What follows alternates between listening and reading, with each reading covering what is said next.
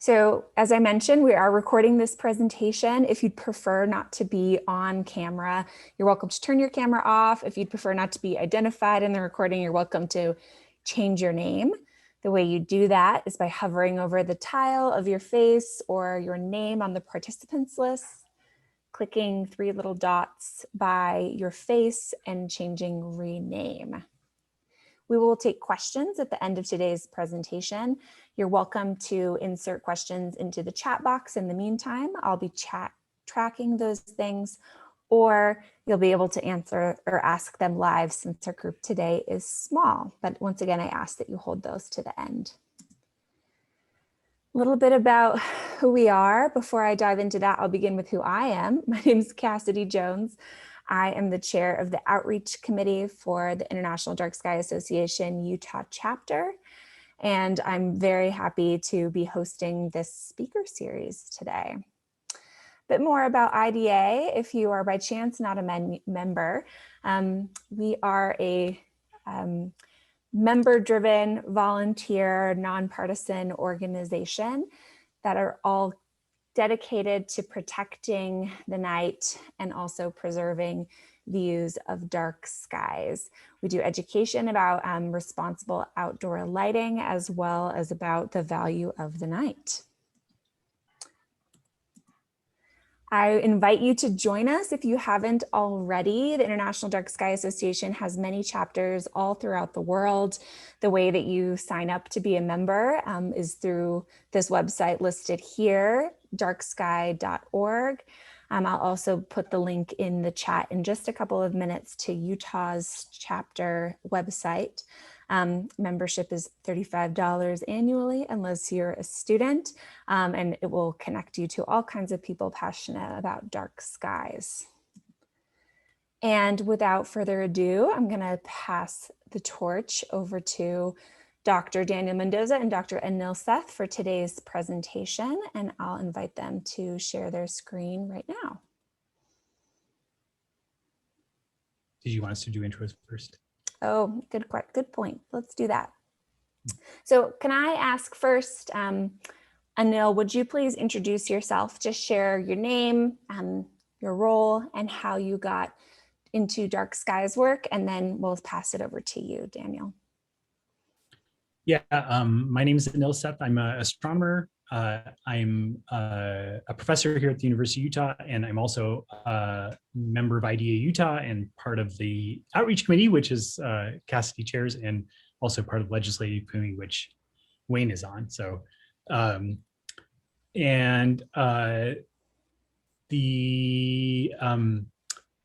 how I got into dark skies, I moved to Utah. That's basically what happened.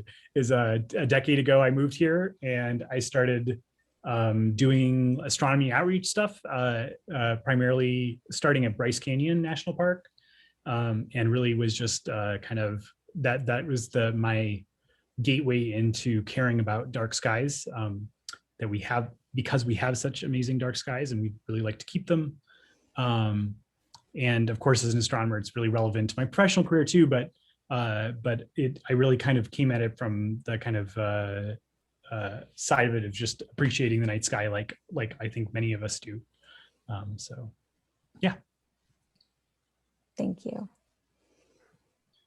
And I am Daniel Mendoza, and I hold joint faculty appointments in atmospheric sciences, internal medicine in the pulmonary division, and city and metropolitan planning, which is where the minor in dark sky studies is hosted. And my interest has really been environmental exposure. So primarily I started with air quality research when I moved to Utah 7 years ago. And that's when a few years ago, about 4 years ago, was when Stephen Goldsmith introduced me to dark skies and dark sky work. And that really brought a lot of really synergy because some of the reasons why we do have some dark sky concerns here, primarily in Salt Lake City, is during our wintertime inversions, the air pollution does, when we have inversion events or even wildfire events, it does obscure our view of the night sky. So when I realized that I could look at environmental exposure issues and not just stop at air quality, but also look at light pollution, both outside and inside, that's when I realized that this would be something that could really tie into a lot of the work that I focus in. Fantastic. Thank you both so much for being here. And we really look forward to what you have to say. One quick reminder to folks, you're welcome to submit questions into the chat, but we'll also have kind of a live panel Q&A conversation in about 25 minutes.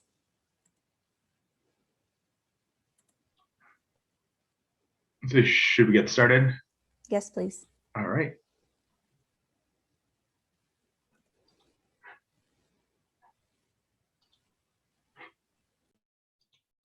Let me know if this looks okay.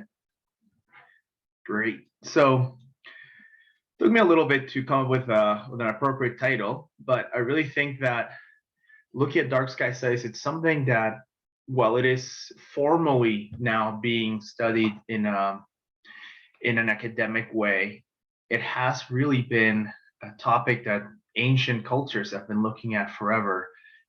Many groups have been looking at the skies. They've used it for either inspiration, artistic inspiration. Many of the tales that we know come from people looking at the skies, but also for practical purposes, such as navigation purposes, and really developing things such as a calendar.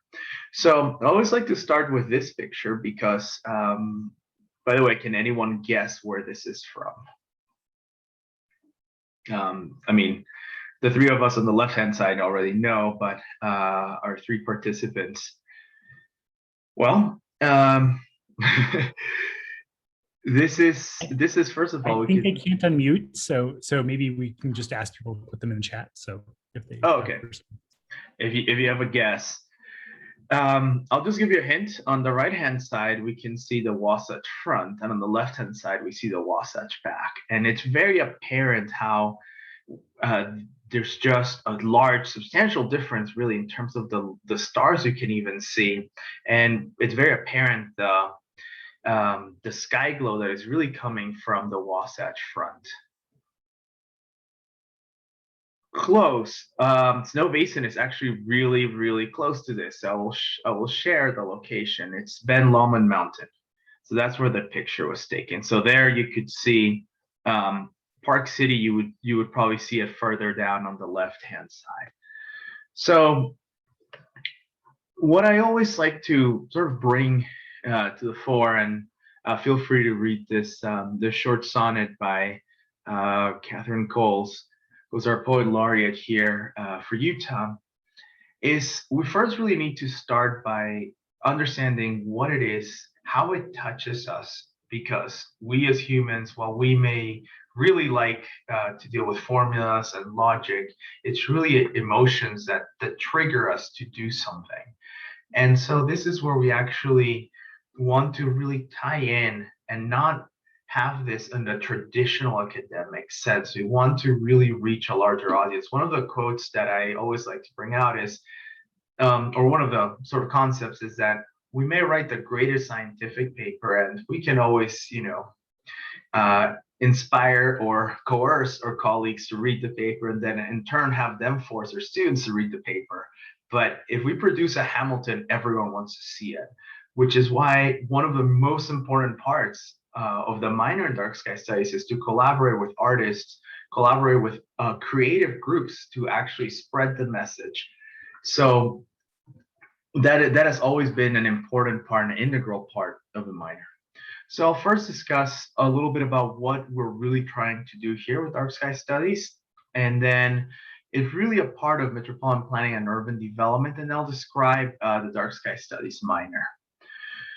So what is, if we wanted to describe dark sky studies, as I mentioned, it's an old and a new field. So it has been studied in the past for practical purposes or inspirational purposes, but it's recently just been formalized.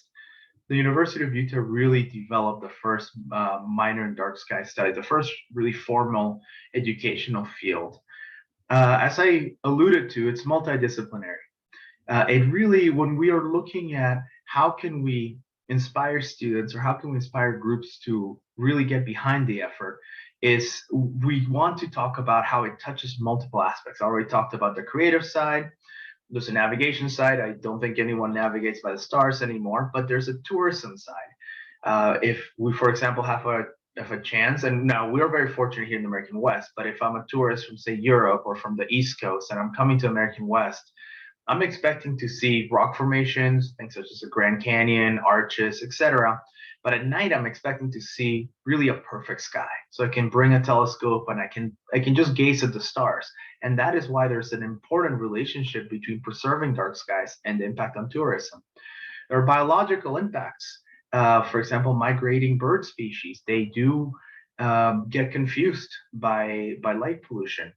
There's also the urban planning and really looking at the energy consumption side. If we're wasting all this energy throwing up into the sky, that translates directly into dollars. That's an economic cost. So we're really trying to look at which angle we can really hook people with. What angle really makes you think about this topic and makes you really want to be behind the movement. It's an environmental exposure mechanism, very much very similar to air pollution. I like to think about it, and I've brought this up multiple times. I feel that we're in dark skies when our timeline, we're about 60 to 70 years behind air pollution. I like to think about it being just a little bit before the Clean Air Act, where people knew that there were issues, where we knew that there were some problems with air pollution and there might have been some health hazards, but it wasn't formalized yet. I feel we're at that stage, and I hope that it doesn't take 60 to 70 years for us to be looking at this in that much more serious light. And there's definitely opportunity for citizen and legislative engagement. This is where Cassidy and Anil work on trying to work with bringing more citizens, because again, it is one of this where I feel that a grassroots engagement, maybe working with your community councils, maybe working with your neighbors, for example. I've heard of many neighborhoods where they've decided to shut off their lights or dim them because they have the power to do that. And then once that it gets spread, and other people, other communities may think this is a really good idea, and it's an immediate effect. It's trivial. I'm not trying to trivialize really the matter, but if we flip the light switch, if we cover it, this is not something that needs decades to remediate. Right now, if we all of a sudden turn off everything that emits fossil fuels, anything that pollutes rivers and oceans, it would take decades for the cleanup to really get us back to a pristine situation. Whereas if we do turn off the lights, that is immediate, that is right away. And the other angle that I always like to touch on is this is a resource we have, and we can lose it. We don't need to remediate it just yet. It's better to protect what we have so we don't then have to go back and clean up. So again, it's multidisciplinary because, again, it touches on health. Many studies have looked at multiple health impacts.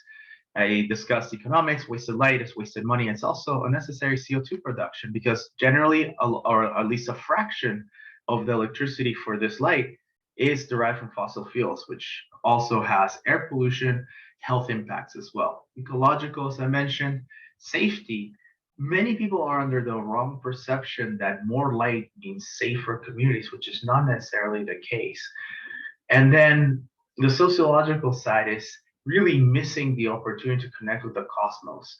And so anytime the studies have taken place where people see the dark skies, they can actually see, really, it does affect them, and in a positive manner, because now they feel that there's a connection.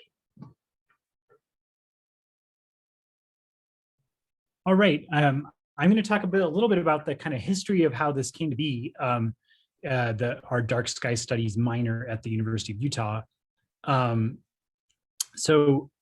Starting several years ago, there was this organization formed called the Consortium for Dark Sky Studies.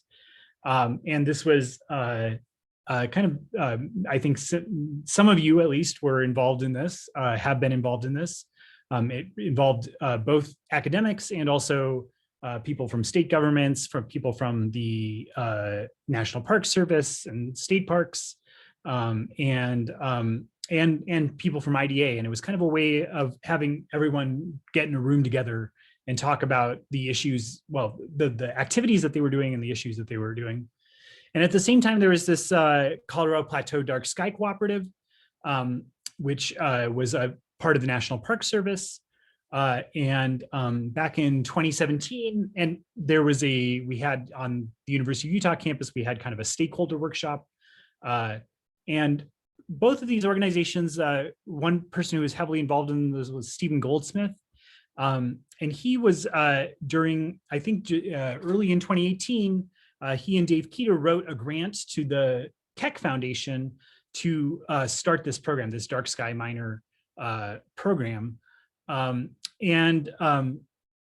so it kind of grew out of the ideas that were coming from these kind of groupings, gatherings of dark sky like-minded people, and realizing that there was maybe a home for in an academic institution for this sort of dark sky synergy to happen. The Keck Foundation was really what the solicitation that they were asking for was focused on interdisciplinary work, and it was awarded. As a result, even though Stephen actually unfortunately left the university shortly thereafter, we have been able to bring about this Dark Sky Minor. So starting in 2019, in the fall of 2019, we created this Dark Sky Minor. Actually, I wanted to say one more thing, Daniel, on the previous slide. And prior to that, we had this group of faculty from all across campus, including Kate Coles, the woman who wrote the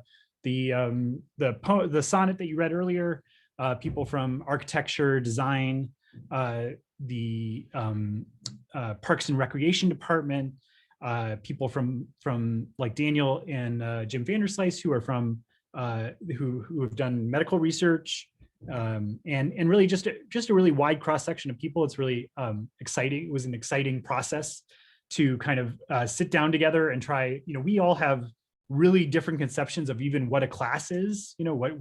What do we do in our classes? If you're, as for me, like, okay, you lecture a little bit, you give people problems to solve, that kind of thing.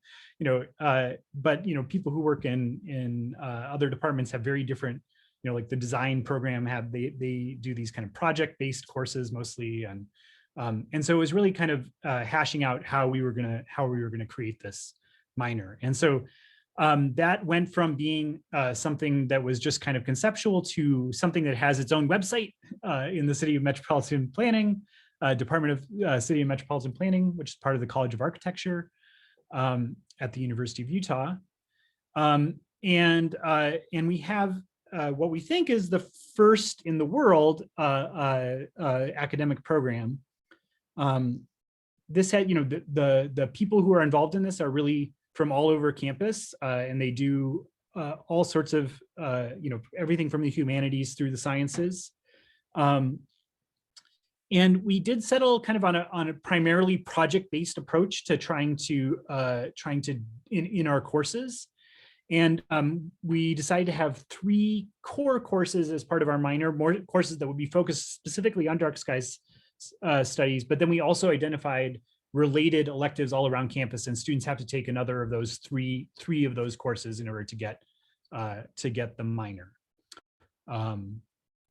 So starting in fall 2019, we taught our first course, the Lightscapes course, which really focuses on dark sky basics.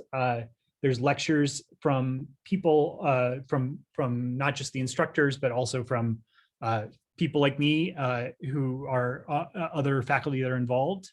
And I'll tell you a little bit more about that, but there's an on-campus end of semester project. Then there's the second course is called Nightscapes, and this is a little bit more focused on case studies and a more ambitious project that goes beyond the University of Utah. And then finally, the capstone course, which is kind of focusing people towards action. And the project in this case is a more ambitious project and is student-led. And so we kind of have this staging of kind of smaller projects, more lecture, to primarily projects, less lecture and more student involvement in defining the problems that we were going to solve. And that final course is really community engaged.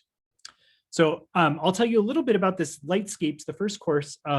This has been taught so far by Valachi Ganesan, who's also an IDA Utah member.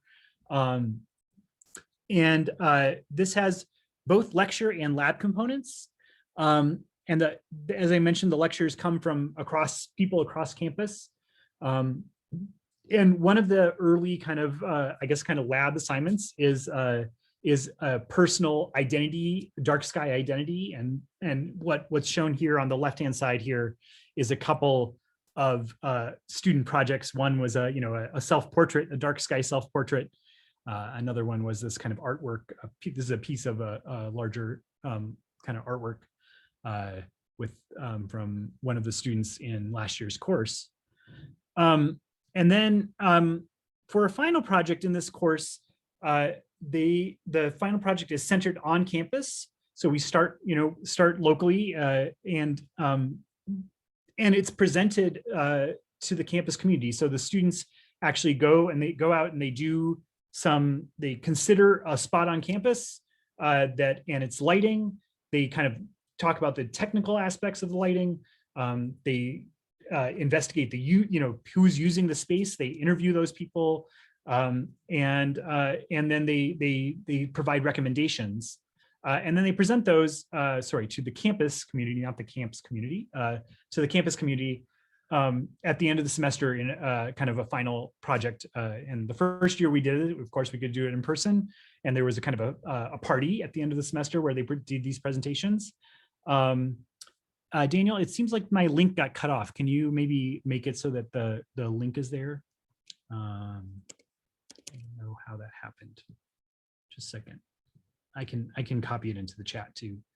So if you're interested in seeing what those final projects are like, there's several videos from this last version of this course on that website. And I think that's all I wanted to say about this first course. So Daniel can move on. Yeah, sorry about that link. I'm just displaying what came through. So the second course was called Nightscapes, and as Anil discussed, this is where we're now working on a broader community. We're looking at, in this case, our first course, our first iteration of Nightscapes was in collaboration with Helper. And Helper is a community that recently was awarded Dark Sky certification. And we hear some images from the town hall meeting, and then there was a roundtable discussion. As you can see, there's an invisible table, but we're all in a circle. And a really neat part, and I think this is one way where we had some involvement from additional parts of campus. In this case, the engineering department, mechanical engineering, was they designed along with our students a light sensing drone, the first of its kind. And so you can see it in the middle, and I'm going to show you it in action in a second. And what is really important is, again, we want to make sure the communities are involved, there's community buy-in to our efforts. So then that way, this is a lasting effort. It's not just sort of a flash in the pan, and that's really has been our goal. So Helper is still a partner organization this past, and luckily we actually moved up our trip dates. And had we kept the original trip dates, we would have been restricted from travel due to COVID, because we moved it up 2 weeks, and luckily that was right before spring break, when, as we all know, everything really shut down. So we're very fortunate to have had that opportunity to do that. So this is our video of the first drone flight on Main Street, and you might want to turn your volume down because it is a little bit loud.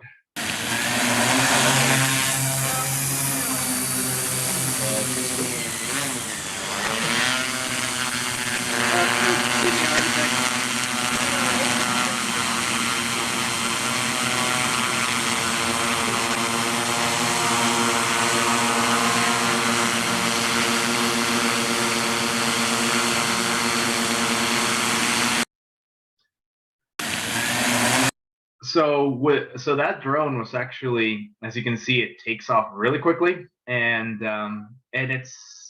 because what's unique about it is that it actually measures the light pollution, and it was kind of hard to see, but it flew at different heights. We want to simulate what we as people are seeing at basically about 2 meters. It's as low as it's stable. And then just below and then just above the street lights. So now we can look at the light quality, basically as how us as people at below the light are experiencing, as well as what is a potential sky glow. For the capstone course, I always wanted to plan it as having 4 objectives. The first one is sort of more the urban planning or the measurement side, using the drones or also ground-based sensors. Education, which was primarily teaching middle and high school students, and then a creative expression component. As I mentioned, I want to really tie in the arts in a very strong, formal manner. And for the first class, we painted a mural in a Title I school at the Salt Lake Center for Science Education.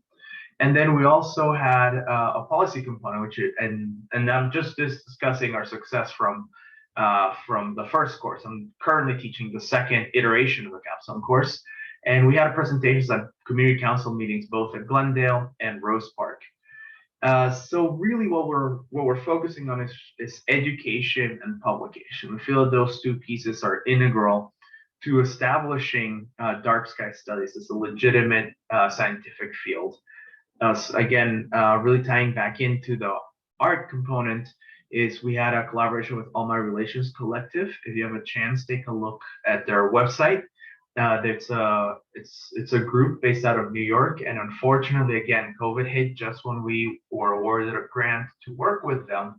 But they bring a lot of Native American heritage, a lot of Native American history to the discussion, to the front of our minds, because too many times, and this really hits quite square when we're looking at dark skies. Many of the stories that we know about in terms of, for example, stars, constellations, they come from a more Western background. So we want to make sure that we provide equal footing to all cultures.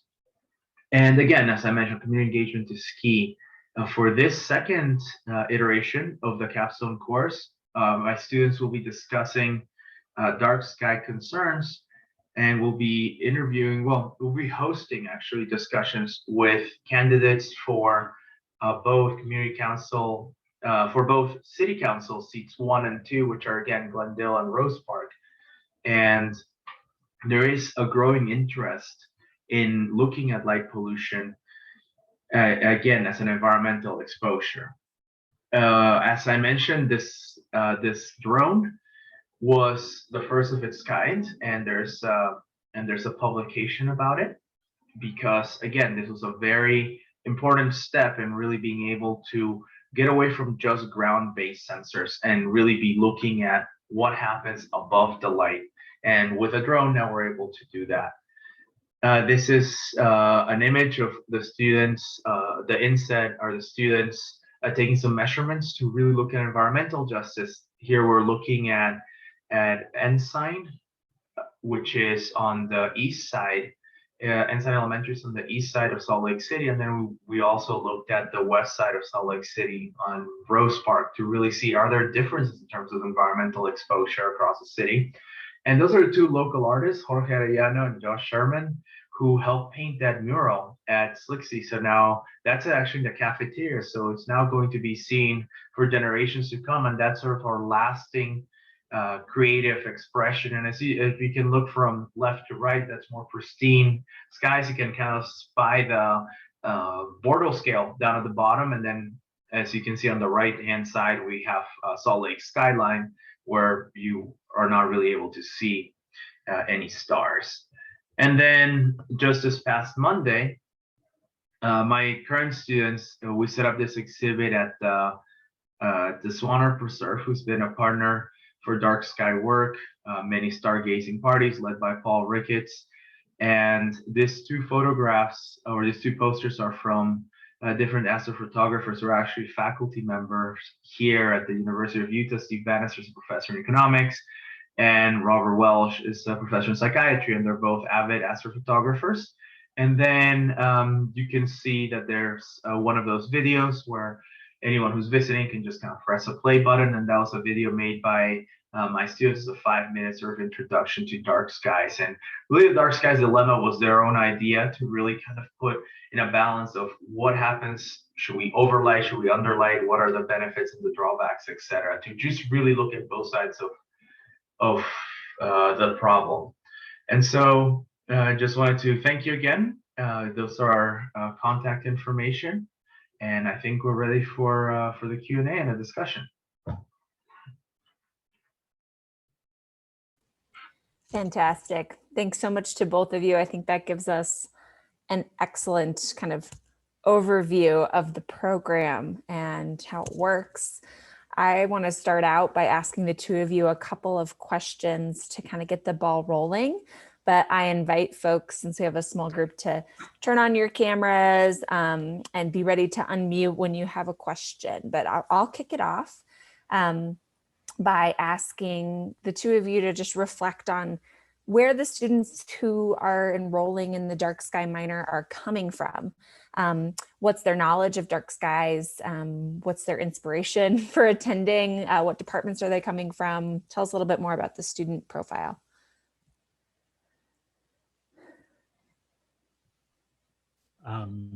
So we definitely have students from all across campus. I know there's at least one astronomy student that's been involved. We also have a bunch of design students, urban design students.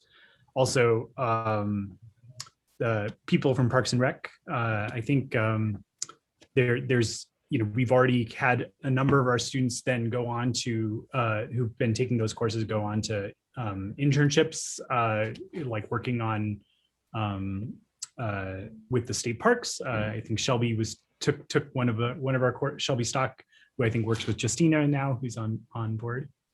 And then we also have had people work with the Colorado Plateau after they've graduated too. So I think Daniel can also maybe comment. Yes, Anil brought up the majority of students have actually been from city metropolitan planning or architecture, urban ecology, because they're much more familiar with the programs that we offer in the college. But we are having students join from multiple other departments. We're actually trying to do much better job of letting campus know that we exist and that this is a really great program that's interdisciplinary, but it's also really engaging in the sense that having these kind of experiences, for example, the capstone project, very few chances for students to really work directly with legislators, with stakeholders, because that will actually provide some actionable results. And so I think word is spreading. We have students from other majors, for example, engineering, and we are having we're just happy to be growing. Fantastic. I think that gets at, you referenced a couple of things related to my next question, which is just generally, where students go after finishing their dark sky minor. You gave a couple examples, but if you could speak a little bit more about that, and perhaps at the same time address Justina's question in the chat about formalizing internship relationships with Utah State Parks. I think that would be awesome, Justina. So, and I mean, we could chat about that now if you want. I think we're really hoping that this allows, that our students, even if they're not formally doing something with dark skies, that they go out and become advocates.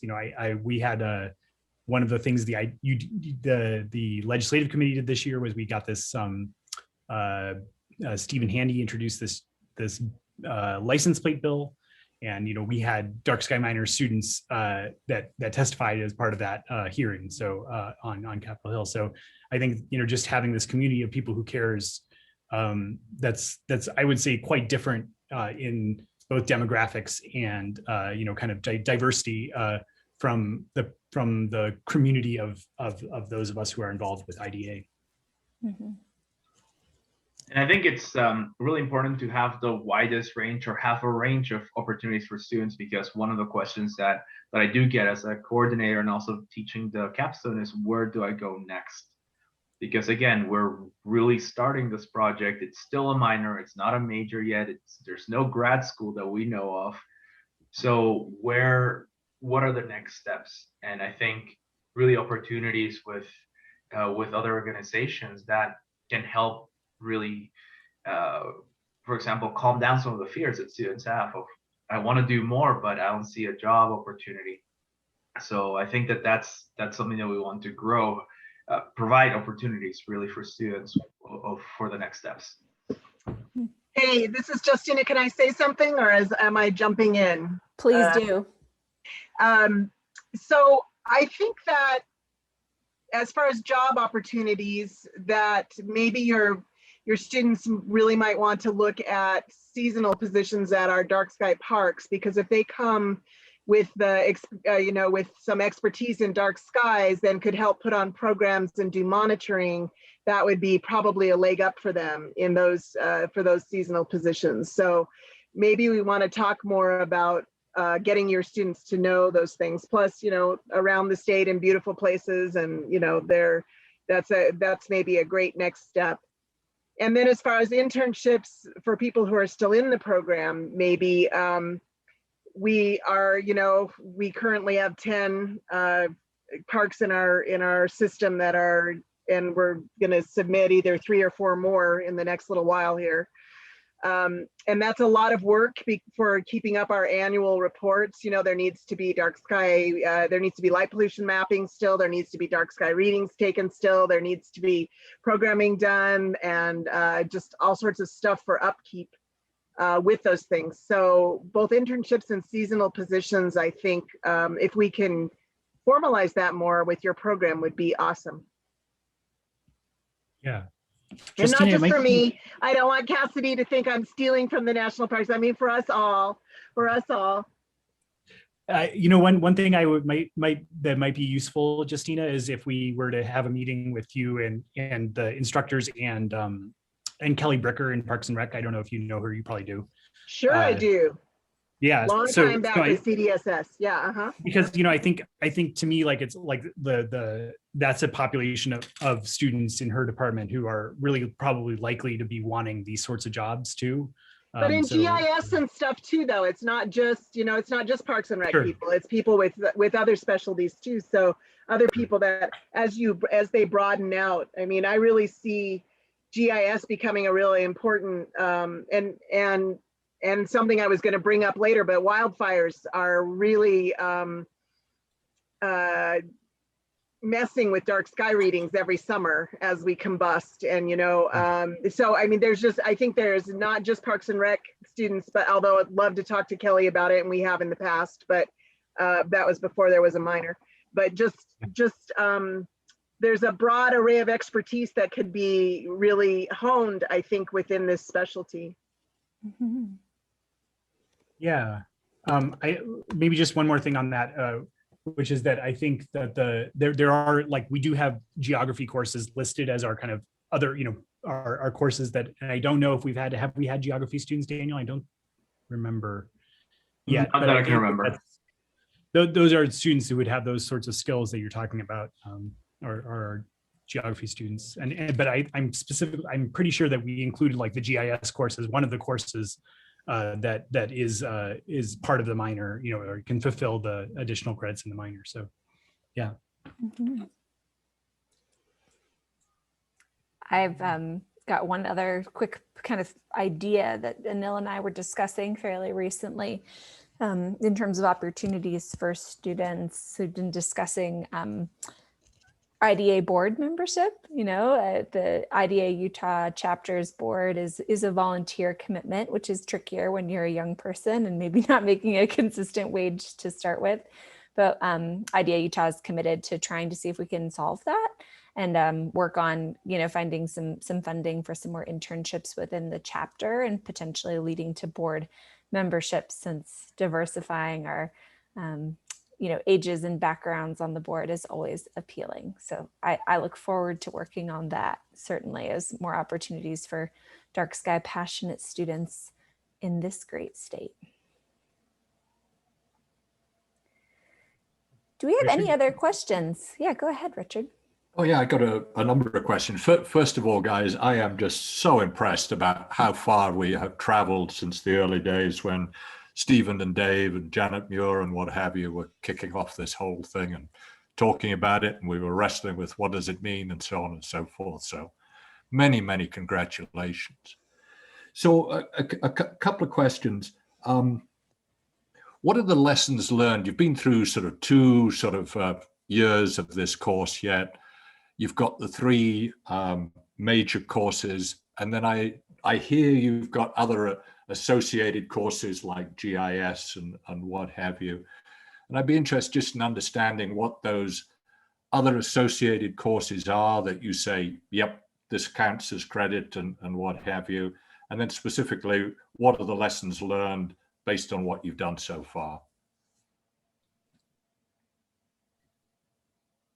I can talk a little bit about the courses. So the process that we did is we kind of had all of the different faculty members from different departments that were already involved kind of submit ideas for courses that they thought were, intrinsically related to dark skies or possibly related to dark skies. And then we kind of reviewed them, we pared them down a little bit. And that's how, but it's definitely one of those things where we're hoping to kind of continually make that a continually changing process of where if students are finding connections themselves, that we include those courses into the list. So it's not meant to be prohibitive. We just, what we really want is that it's a way of maybe bringing in students from different disciplines and allowing them, for instance, in the astronomy, we have an astrophysics emphasis on campus. We just included the dark sky minor courses. We cross-listed them in astronomy starting this year or starting next fall. And students will be able to get credit for taking one of those courses for the astrophysics emphasis in the future. So I'm hoping that that'll get, that process repeated over and over again around campus will start to kind of broaden our base and enlarge our student community a little bit. And Daniel, you're doing the same thing with your sort of medical sort of PM 2.5 and air quality and all that sort of stuff. Okay. Yes, and one of the challenges that we've realized is that some majors are very sort of restrictive in what kind of electives the students can have. I don't want to single out a major, but I know that the College of Engineering is they're very set in the classes they can have. And so we have one of the students she's actually abroad in Korea, and she finished all the classes, including the capstone, and she's actually doing a semester abroad, which is great. She's doing a dark skies project, but she had to juggle and take extra classes, take summer classes so that she could fit in the classes. And so Anil's department has done a great job in terms of cross-listing the classes and just making it easier for students to be a part of it. So I think that trying to make it easier for students to take the minor, as well as really reaching a larger audience. Unfortunately, we have not had anyone from sort of the creative side. No one from the arts is actually, even though we've listed several classes, I think in photography and media as well, as being part of the elective group. So far, we have not had any students from there. So it's really trying to increase the reach of the minor, as well as make it easier for interested students to join. Yeah, that cafeteria mural that you had there was absolutely fantastic. I mean, where did those students come from? Well, those two are actually local mural artists. So what we want to do is, and we wanted to bring in community members. Gotcha. To then work with us. So they guided it, but they actually had no idea about dark sky. So that was the part where we as students wanted to teach artists about this, and they had and kind of opened their eyes to it. So now they said that that's inspiring their future work as well. So next time they draw a mural, they might throw in a few stars up there. And so that's kind of the influence. So they learned from us about dark skies, and we learned from them about how to make a mural that works. That actually, even though, yes, the stencil part was obviously done by the artist, but the majority of the painting was actually done by the students from the minor and the high school and middle school students that we taught throughout the whole semester. We had 6 lessons that we had to do virtually with the students, but they're the ones we involved the students heavily, the high school and middle school students heavily, So they helped paint, and they did the majority of the speaking at the community council speak, which was much more helpful because now community members, they saw their own students, their own kids, their own nephews and nieces discussing dark skies, what they had learned from us. And that's why we got a really warm reception from both community councils. And that's why the city council candidates are very eager to speak with us, and we'll be talking with them tomorrow and the next Monday. Excellent. Weaponizing the children, as somebody once accused me of. That's fantastic. Thank you. I see that Sue has unmuted. Sue, did you have a question? Well, not really. I sort of ran across this on Facebook by accident, and I'm a member of International Dark Sky Association. I've been a member for a year or two. I'm a backyard astronomer, and I've recently become the victim of some extreme light pollution in my neighborhood. And when I was looking into the city codes about how to control this, I was really appalled at how little there is being done by our local city to control light pollution. So my situation is that my neighbors installed a pickleball court along my back fence line with the attendant lighting fixture. And it looks like a UFO landed behind my house from the front of my house when it's on. I mean, it's bad.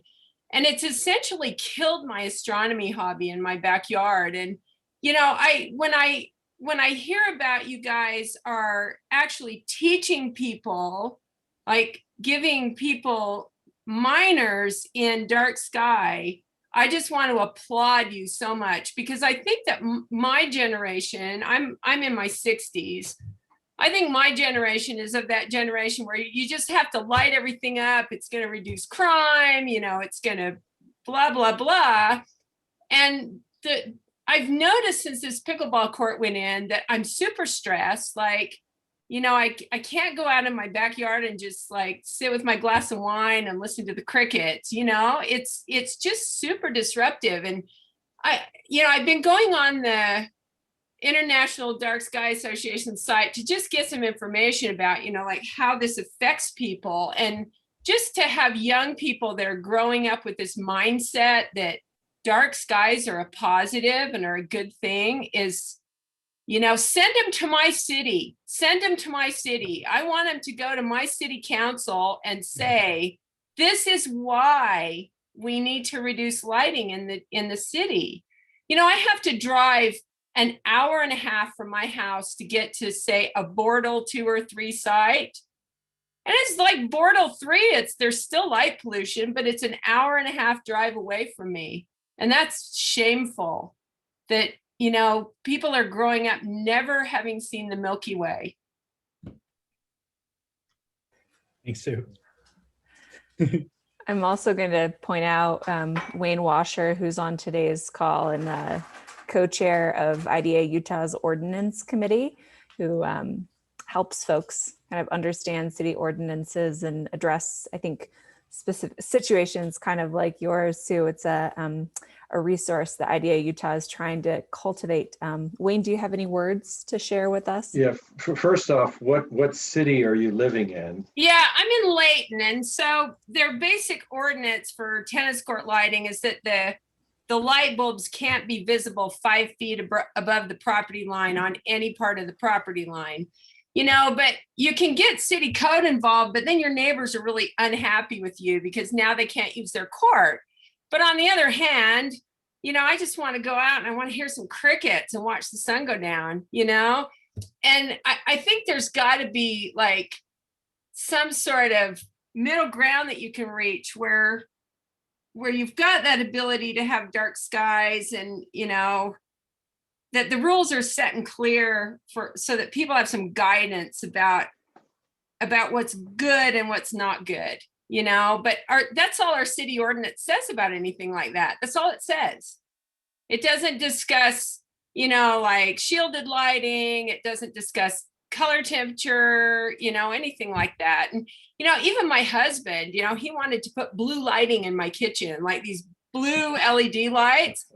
And the intuitive feeling, without any data to back it up was that these were cold and not, they were cold and harsh and not comfortable. And I went on International Dark Sky site and I read about it, and I found out there's actually scientific reason why those kind of lights aren't good. And to have this information out for people, I think is really important.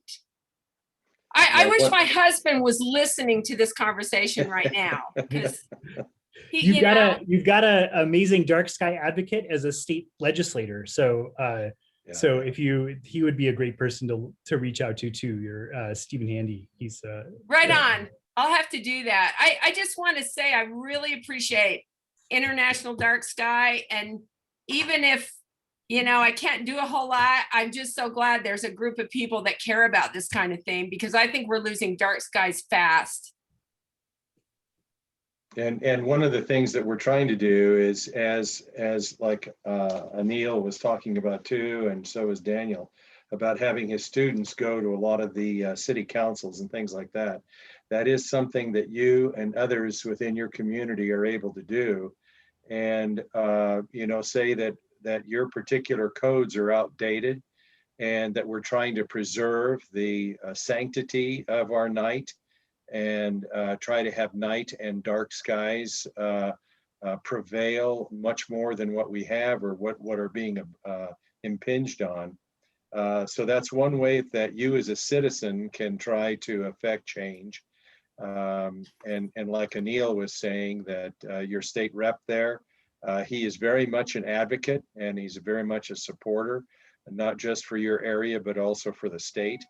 And then what we have on our committee is that we have tools that we can arm citizens with, that they can go then to those council meetings and be able to talk like what you're already doing. You're informing yourself from the IDA general, we call it the mothership, to be able to talk and share. And that's, the grassroots advocacy is some of the very great beginnings of what need to be done. But then we have people on our committee that can help work with you and work with others to be able to assist you. Right on. I appreciate that. I'd also say that I'm kind of surprised at how few participants you're having in this little meeting, and you might want to advertise this with Salt Lake Astronomical Society, because I know that they have quite a few members that would be interested in this. And are you going to have more of these sort of little chats? Because I would be happy to forward a link to them on their Facebook page. That's fantastic. Thanks so much, Sue. I Hey, think we're in Sue. this. I'll just do one thing and then I'll allow you to jump in. I think we're in this funny space of some people beginning in-person events again, and some people still wanting to do a lot of virtual. So we'll probably do a couple more virtual before we move into kind of some in-person things. Try to do a couple, maybe dual streaming or something like that. But I'll certainly take you up on that to help spread the word. We appreciate that. And Justina, go ahead. Sorry, I didn't mean to jump on you there. Hey, Sue, I wanted to just say, I hope you've been out to Antelope Island on the west side to do some observing, because it's right down the road from you if you live in Layton. And that's got terrific views of the Milky Way and other celestial phenomena. And then if you want to go up the canyon, East Canyon is an international dark skies park, as is Antelope Island, and East Canyon came in at what was formerly called the silver level for IDA International Dark Sky Park, as is Rockport.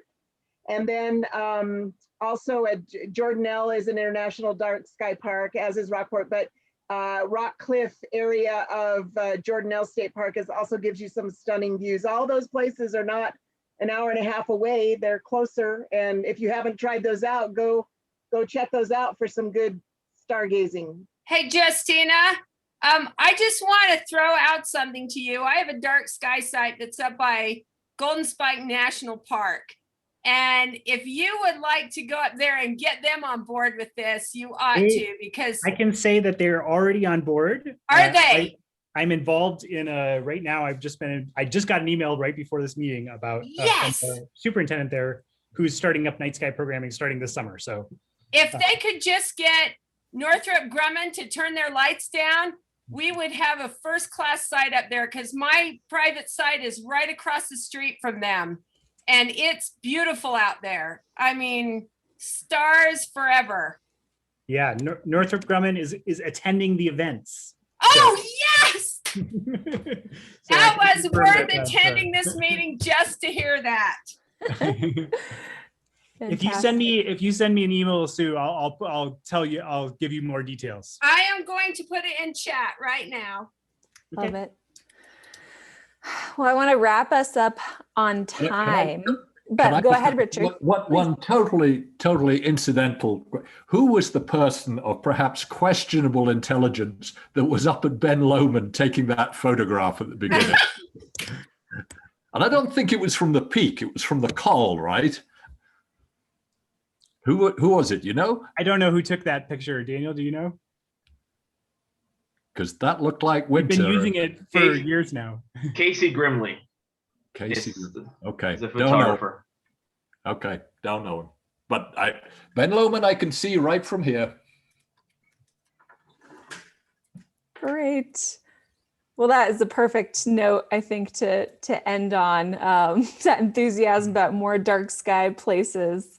And I wanted to just take a moment to thank everybody who joined us today. A little bit more information here for you about joining IDA if you haven't already, though it sounds like many of you have, and thank you. Here's a link in the chat to IDA's website, which is the best way to become a member. I put one in prior to Utah's chapter, so please stay involved with us. We are planning one more speaker series that'll be virtual exclusively in August. So keep an eye on email and Facebook, and Sue and others, I will take you up on sharing this far and wide and expanding our network. Fantastic. Thank you. Thank you all so much. And thanks very much to Anil and Danielle for sharing with us. Have a wonderful evening. Thank you, guys. Thanks so much.